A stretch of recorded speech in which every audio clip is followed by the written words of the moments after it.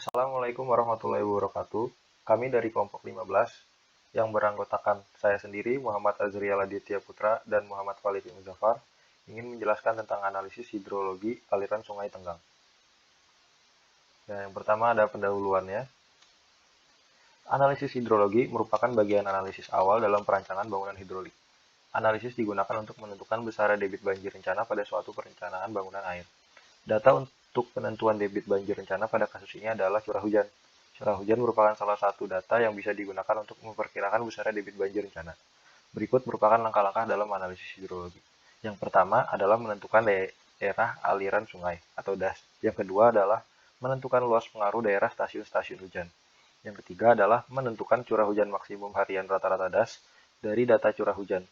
Yang keempat adalah menganalisis curah hujan rencana dengan periode ulang T tahun. Dan yang terakhir adalah menghitung debit banjir rencana berdasarkan besar curah hujan rencana di atas pada periode ulang T tahun. Selanjutnya beralih ke bab 2 yaitu pembahasan.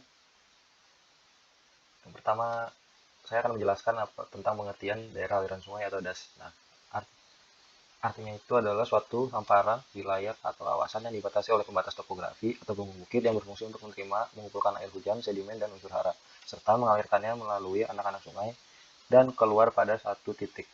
Nah, di sebelah kanannya merupakan peta daerah aliran sungai Tenggang.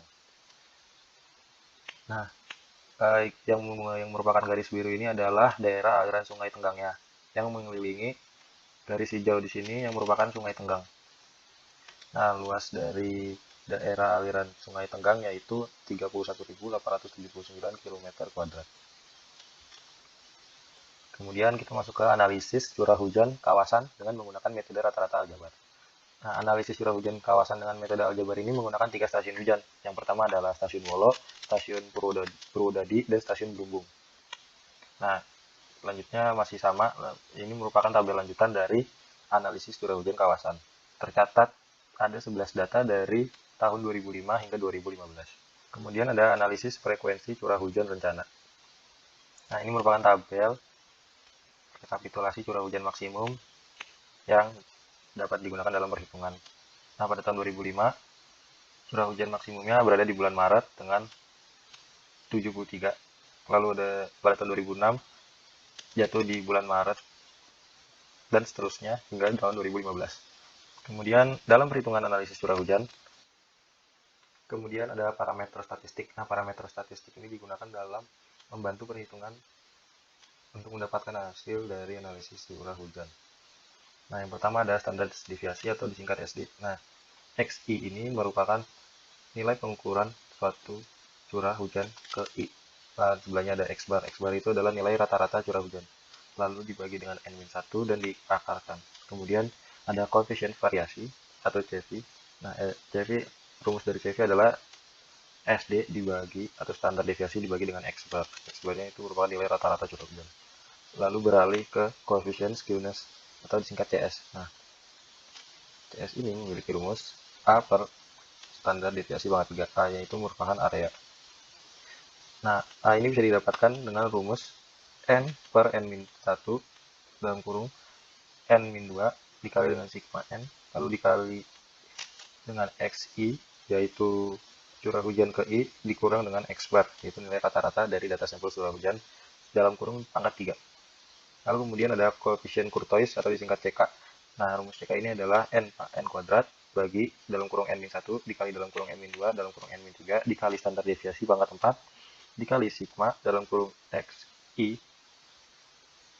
atau curah hujan ke I dikurang X bar atau rata-rata dari data sampel tutup kurung pangkat 4. Kemudian beralih ke perhitungan parameter statistik curah hujan dengan distribusi normal dan Google.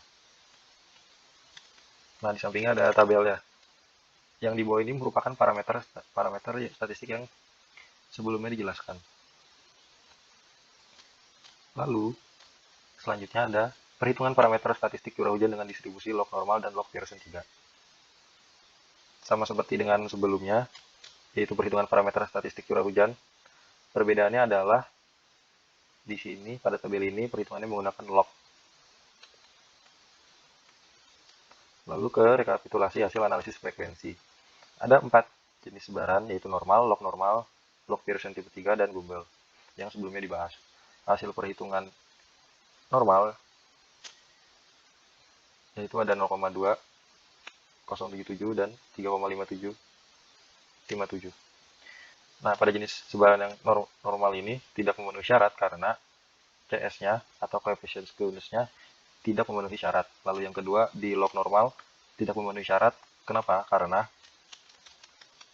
pada coefficient skewness dan coefficient kurtois serta coefficient variasinya sama. Pada coefficient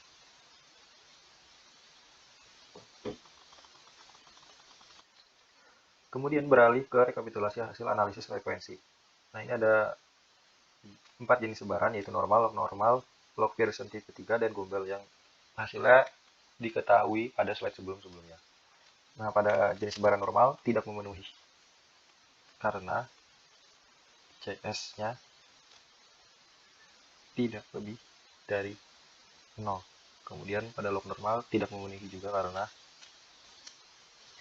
CS atau coefficient skewness-nya tidak memenuhi syarat dan CK-nya juga tidak memenuhi syarat. Lalu log Pearson tipe 3, nah log Pearson tipe 3 ini memenuhi syarat. Dan yang terakhir, pada jenis sebaran Google, yaitu pada coefficient kurtoisnya tidak memenuhi syarat. Kemudian ada plotting pada kertas distribusi. Nah, ini merupakan parameter yang harus dipenuhi. Kemudian P ini merupakan probabilitasnya yang nantinya bakal menjadi sumbu X-nya, dan X, Y, ini akan menjadi sumbu Y-nya.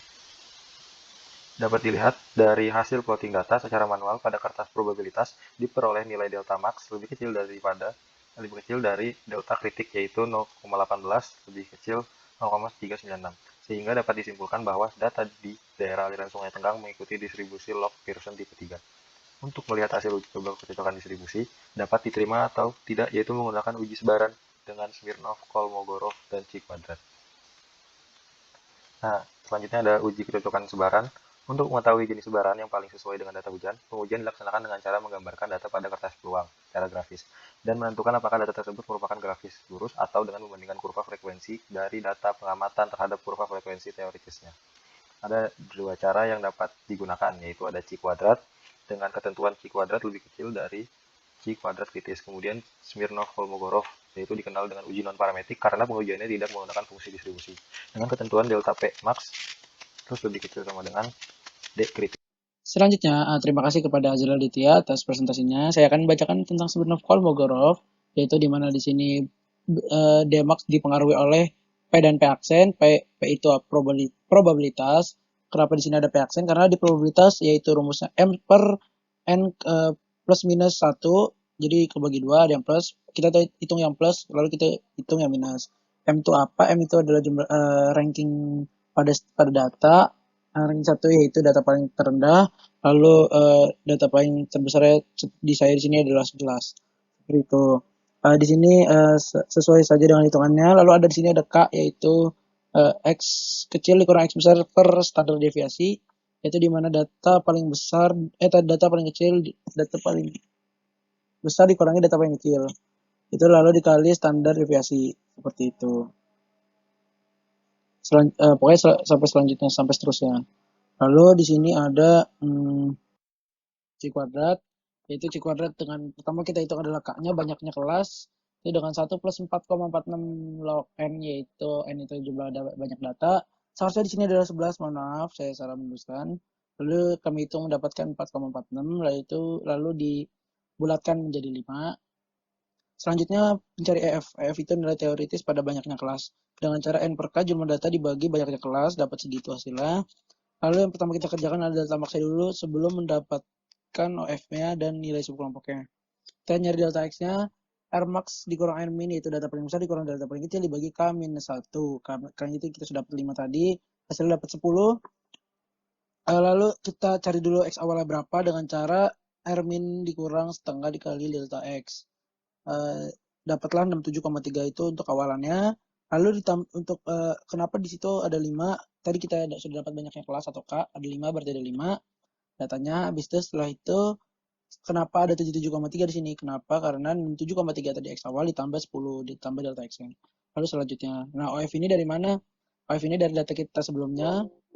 Kita lihat dari yang tadi data itu misalnya 72 ini masuk ke dalam kelompok yang ini, 85 masuk ke kelompok yang ini, seperti itu. Ada berapa data yang ada pada kelompok tersebut. Lalu F itu tadi 2,2. Lalu tinggal ikutin saja caranya. Di sini sudah saya tulis cara-caranya. Cara mencari F kuadratnya gimana itu atau disebut C kuadrat juga. Kalau dapat jumlahnya segini 3,090 atau 3,091. Lalu kita masuk ke dalam intensitas hujan dengan perhitungan ada grafiknya juga. Di sini menggunakan KT dengan interpolasi seharusnya adalah 1,17. Lalu kita masuk ke dalam intensitas hujan dengan perhitungan ada grafiknya juga. Di sini menggunakan KT dengan interpolasi seharusnya adalah 1,17. Mohon maaf, saya lupa mengganti. Lalu di sini ada R24. R24 itu kita hitung per tahun. Lalu cara gimana? Caranya log XR dikali KT dikali standar deviasi. XR itu apa? Rata-rata curah hujan maksimum das. Lalu KT itu adalah faktor frekuensinya dari interpolasinya. Ini sudah saya tulis faktornya berapa? 0,179. Itu ada di tabel faktor frekuensi untuk interpolasi seperti itu. Lalu di sini dapatlah R24-nya seperti di 2 tahun ini 181,707 sampai selanjutnya sampai 100 tahun. Lanjut, di sini ada analisis intensitas hujan. Caranya pertama yang data banyak ini adalah kita bagi per 15 menit. Lalu kami rekap menjadi 24 jam. Jadi per jam ini seperti itu. Selanjutnya ada kurva intensitas hujan di mana di sini pada sejam pertama hingga 24 jam semakin menurun dan stabil. Selanjutnya ada heterograf, ada caranya di sini seperti kita mencarinya per 15 menit seperti yang tadi kita pertama. Lalu kita hitung di sini I kali T-nya yaitu dengan cara tadi yang pakai si R2 misalnya di R ini kan kita datanya data R2 berarti tinggal dikali saja ke 0,25 data R2-nya. Lalu mencari data P-nya adalah dari data yang di bawah nih 50 dikurang 39,68 dapat 10,31. Seperti itu. Lalu masuk ke debit banjir atau puncak lintasan ada 2 cara yaitu dengan cara metode manual atau metode Melchior. Nah, di sini biasanya menggunakan metode Melchior karena datanya lebih lengkap. Kalau metode manual tuh datanya lebih sedikit. Lalu caranya juga mungkin lumayan susah ya. Karena kalau di Melchior sudah ada cara-caranya. Lanjut, kesimpulan dapat kami dapatkan yaitu analisis hidrologi terjadi di Sungai Tenggang dengan luas das sebesar 31,879 km persegi dengan perhitungan menggunakan 3 stasiun curah hujan yaitu stasiun apa aja, Purwodadi, Wolo, dan Berimbung. Nah, dari perhitungan curah hujan menggunakan log persen tipe 3 tersebut akan digunakan untuk intensitas hujan juga dengan metode. Kesimpulan dapat kami dapatkan yaitu analisis hidrologi terjadi di Sungai Tenggang dengan luas das sebesar 31,879 km persegi dengan perhitungan menggunakan 3 stasiun curah hujan yaitu stasiun apa aja, Purwodadi, Wolo, dan Berimbung.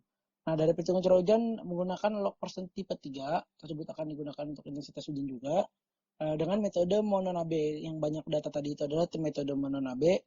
Lalu dan juga menghitung debit banjir tadi baru saya presentasikan yaitu menggunakan metode Melchior dan juga metode manual.